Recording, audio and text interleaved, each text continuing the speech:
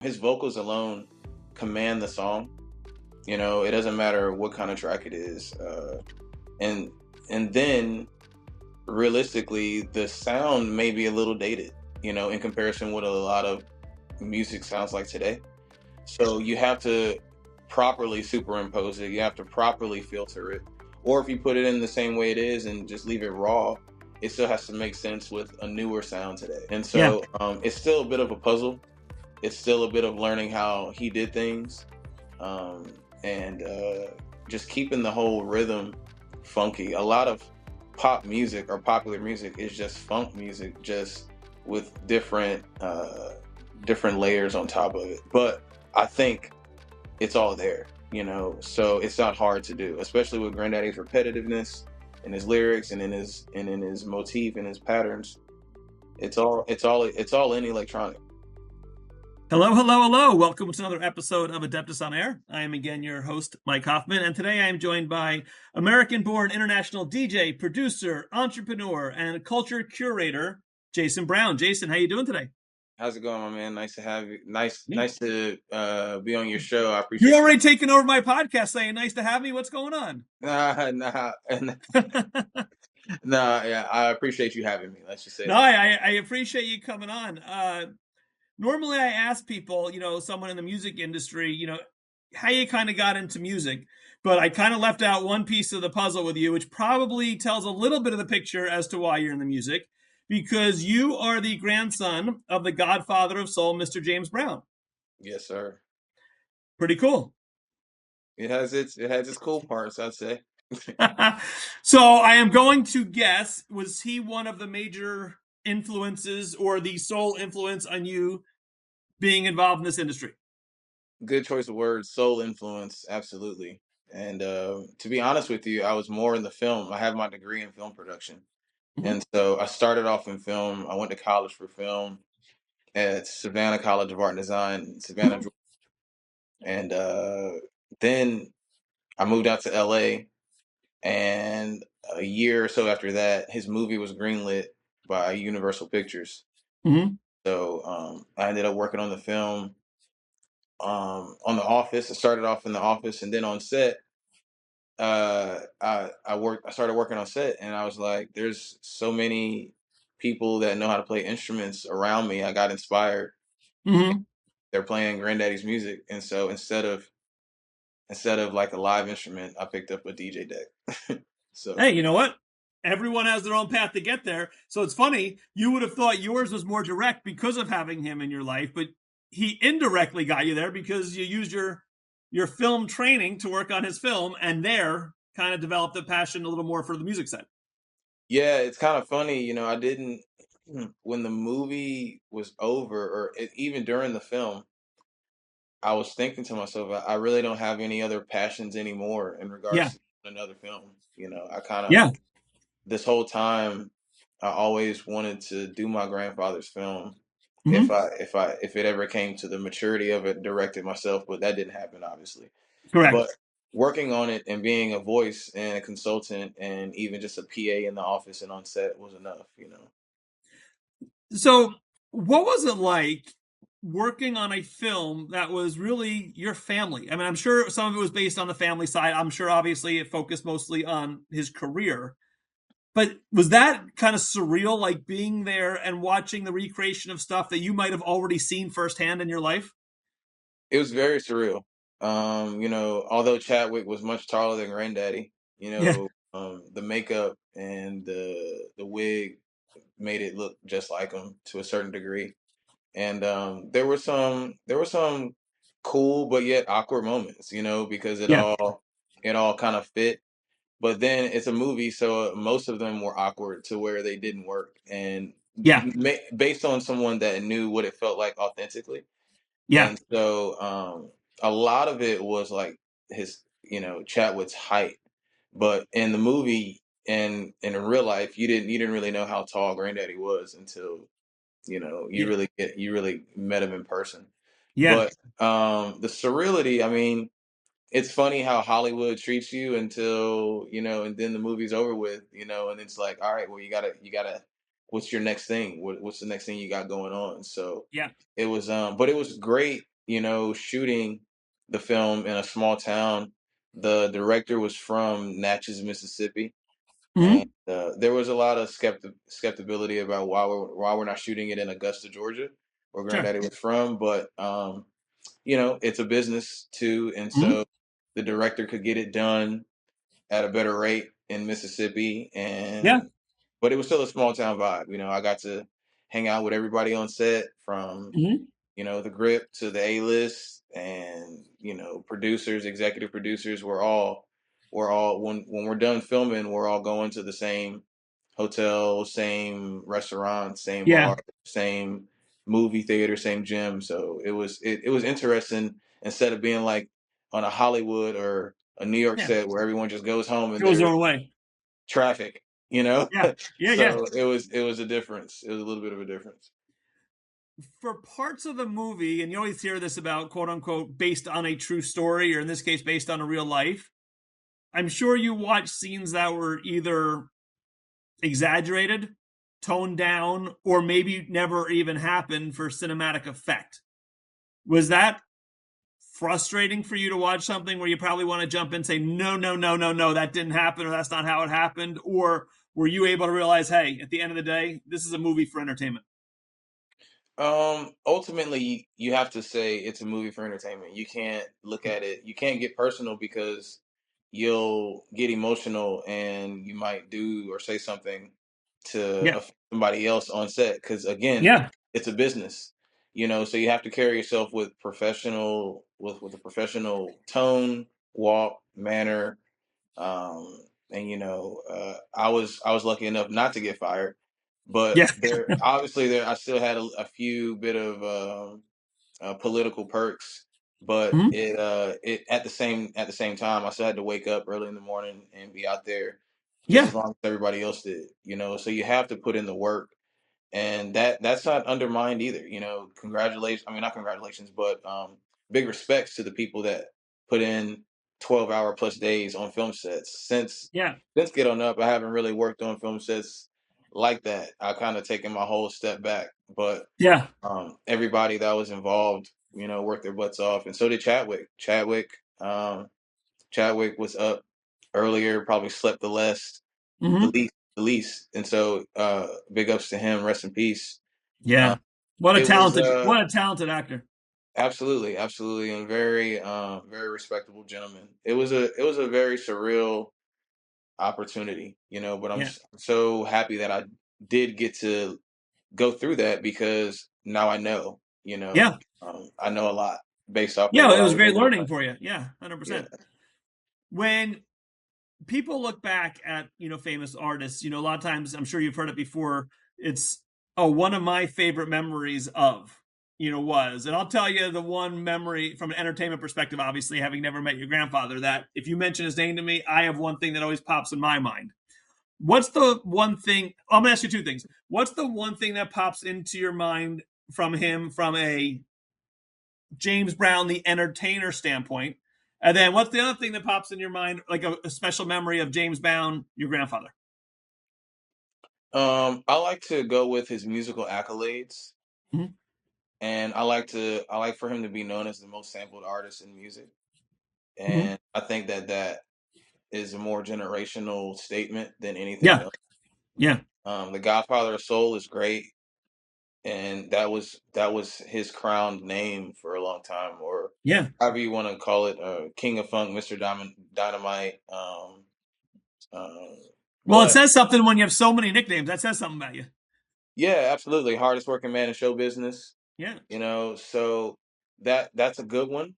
But I think with him having an accolade, and it's not a name, but it's a absolute accolade, and he's known for that. That's what I like to call him, the most Yeah. sampled artist in music. And so the personal side of him, he was all about respect. Mm-hmm. It was very big on respect. To me, as a grandson, having to say yes, ma'am, Mm-hmm. no, ma'am, yes, sir, no, sir, very big on calling everybody by their last name. And so, being polite and being Yeah. respectable and having manners was a big thing for him That's personally. awesome. That's awesome. Mhm. All right. My memory. or my one thing that when you say his name, I have one visual that pops into my head, and it's probably not one of his most famous ones, but it's all generational. You know, I'm 50 something years old, so obviously I wasn't there necessarily for a lot of his career. Rocky Four, Gotcha. him walking into the ring, you know, when with Apollo Creed, they're singing "Living in America." Hmm. That's the first thing when I saw I was talking to you today. That's been the visual, and that song has been in my head for like the last few days. Right. Did you hear that one ever, or am I the only one? No, I mean, you're not the first one to tell me. I think that's a good one. I think that was a good time for him, with something that he needed to do. Yeah, And Granddaddy was really looking forward to doing Rocky Six at some point. So yeah. him and Sylvester Stallone had a good relationship. Oh, that's great. That's great. Hmm. So let's focus on you a little bit because obviously, you haven't relied on the nepotism, and you've kind of established yourself by hard work, which is it's awesome and something you should be very proud of. So, kind of talk to me about what you're doing right now. Well, currently I'm focused on doing a lot of remixes and Granddaddy samples, and so what I like to do is put them into the future. Hmm. And that project right now is electronic music, Hmm. and I'm working with Universal and Primary Wave to to to accomplish these things. And big shouts out to them because they're helping me in a major way. And so it's interesting how it all works and how it all plays, but it's all about timing. It's all about having the content. It's all about having the music, the good music. And so I think that right now electronic music is the future, and that's what puts them into the future for the next generation to know and to go play as original tracks. And so here we are.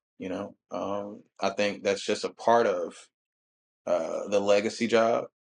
Since he's a musician, you keep the music in the current generation, in the next generation's ear.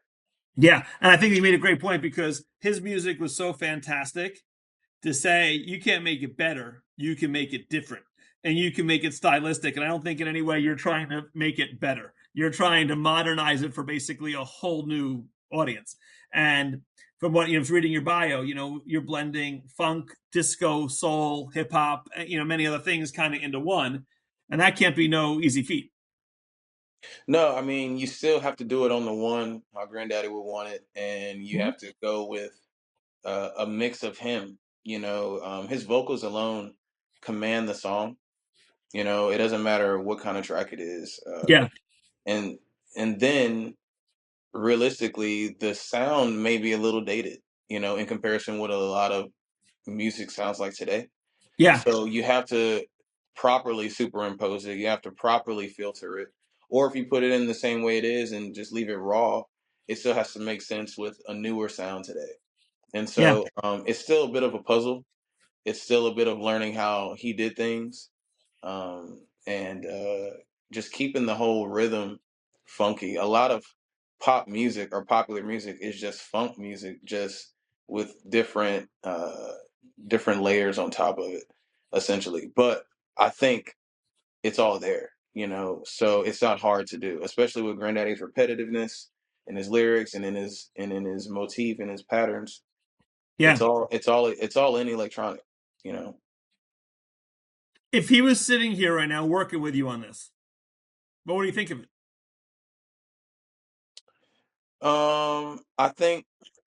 I think he would want to include a lot more.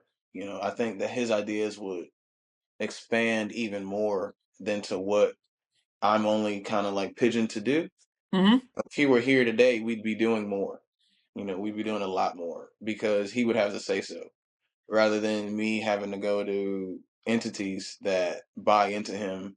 You Yeah, know, whether you're dead or alive, or you make the deal, or your children or your grandchildren make the deal. It's all about who's calling the shots. So yeah. I think he would be happy to see that I'm putting out music, and it's me and him, in the future. That's You know, exactly what I was going to say. It sounds like you yeah, had a great relationship with him. So yeah, it sounds like, yeah, forgetting on what it sounded like, I just think he'd be proud from what I'm hearing that you're kind of taking his legacy and bringing it to, a whole new generation and a whole new audience. yeah. I would hope so. I mean, that's the whole job. Outside of that, outside of that, I do DJ as well, and Mhm. so I've been playing for like maybe 10 12 years around in there. And so before that, I would do raves out in the desert during COVID on. And Yeah. so I kind of called BS on the government, and we just threw camping outside. And I also ran like nightclub promotion after Mhm. hours like that Yeah. too. So Well, it's I've kind of always well, it stayed busy. kind of talks about the next point I was going to. So you're the founder of Social Desert Camp. We'll Yeah. talk about that. So that's like a mini festival experience. So kind of let's start with that. Talk about what that is.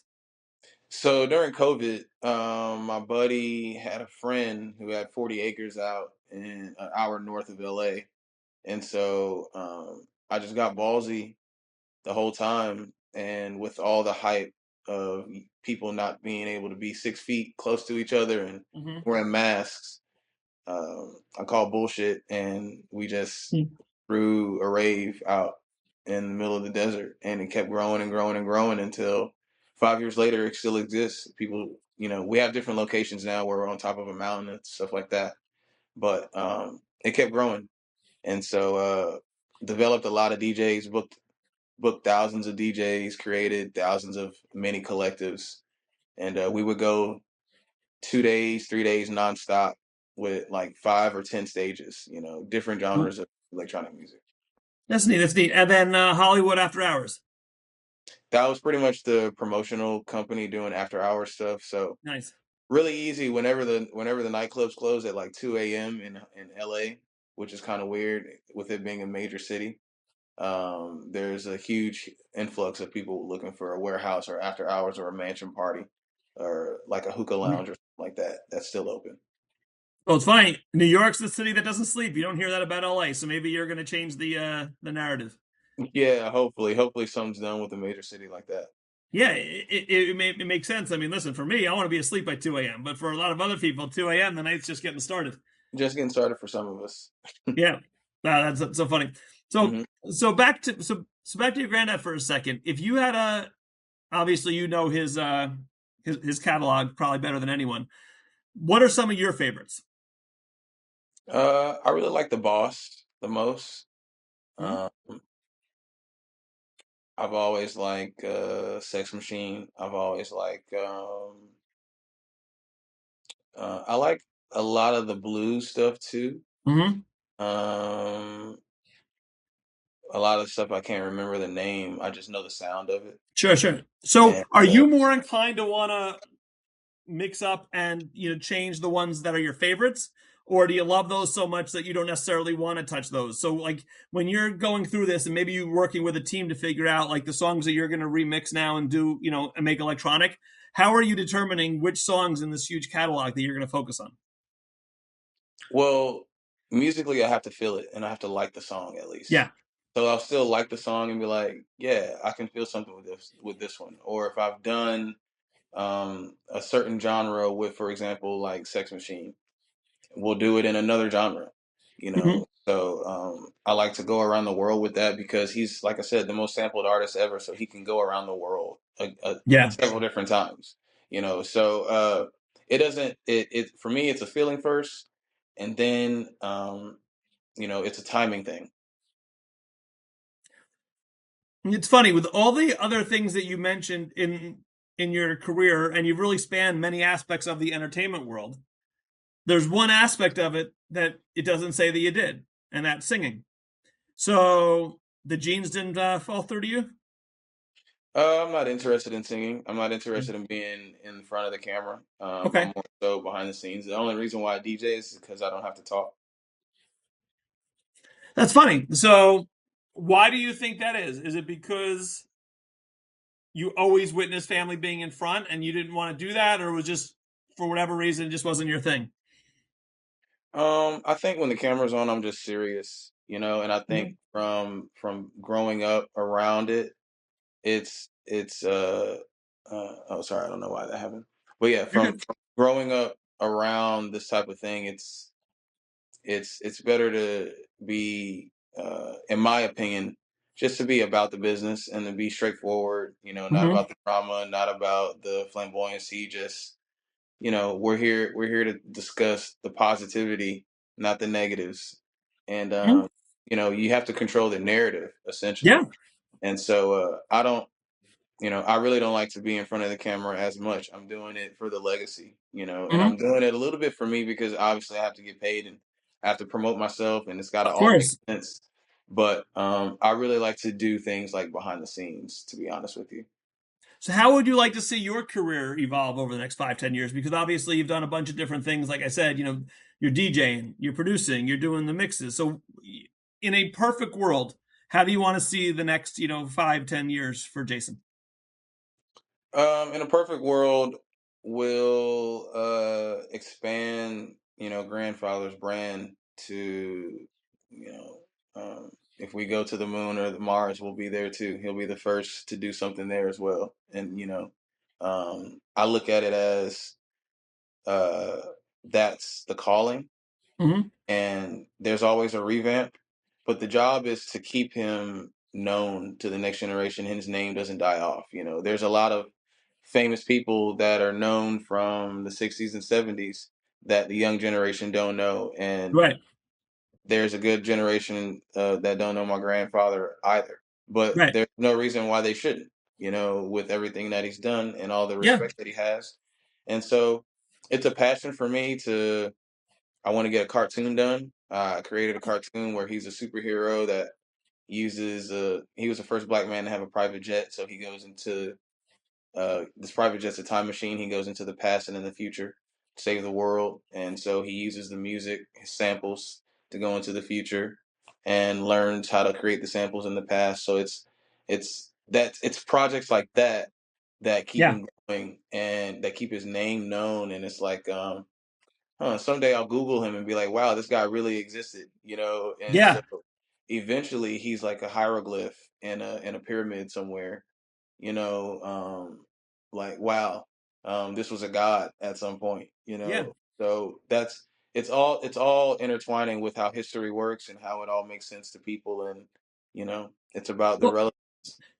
I think it's amazing that you're one of, or if not your main focus is maintaining his legacy, and that says a lot about him. Not at all about as a musician, but as a grandfather.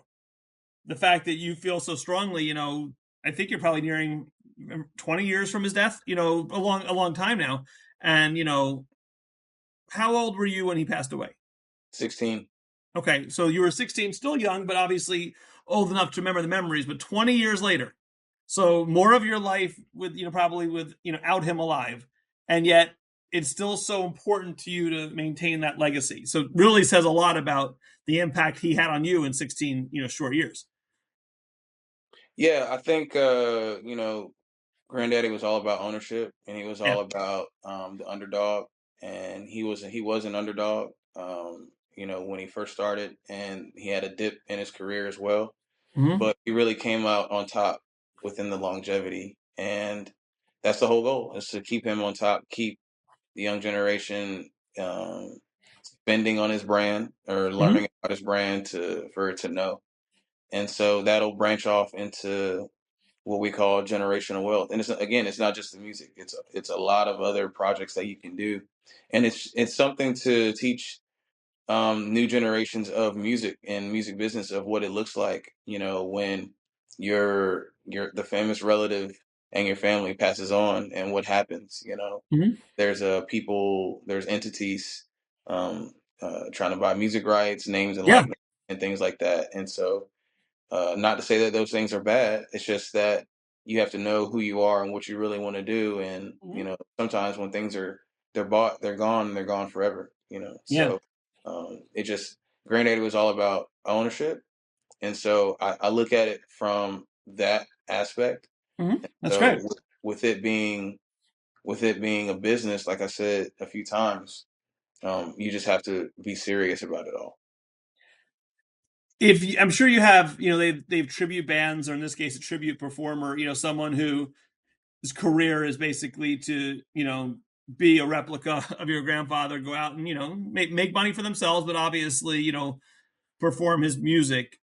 Do you enjoy listening to them if you were to come across one, or like on YouTube watching some of them, or do you have no interest in watching someone trying to recreate your I grandfather? don't have an interest in it. No, it's like for me, it's normal. It's hard to explain to somebody who wouldn't understand, but I Oh, would say sure. it's more like your child showing you a drawing that they did and it's a horrible drawing. It feels like that. Not that it feels it's a bad thing. It's just like I've seen something like, or I wish I was looking at something new or something Yeah. better. It's just that little weird feeling. It's hard to explain, but that's what it is. It's like it's normal, acceptable, sometimes annoying, but it's like I get it, you know. Yeah. I mean, I guess the positive you can look at it is there are people that didn't have impacts. People aren't recreating them because they're like, who the hell are you creating? I never heard of that person. Hmm. Obviously, you mentioned certain names from music from that generation. James Brown is one of the first names that obviously come up. And the funny thing about that is it's such a bland name. So, certain names that stick out just because of the name being so different. When you talk about people that could get away with one name, Aretha, you know, if you say James, the word James Brown is not coming to most people's minds when you say the word James. You say Aretha, everyone in the world who knows anything about music is thinking. So it's even more impressive that he's built this recognition with such a generic name. Right, right. I would give it to his time Yeah. with being born in the South in 1933 in South Carolina in the woods, just being poor, and Mm-hmm. his parents barely having an education, and then being split and growing up in Yeah. a brothel. So he was never supposed to be what he became to be if you were to look at it on paper. But the fact that he did, it showed his hard work, his focus, and determination to never live that way again. Yeah. Well, listen, it worked.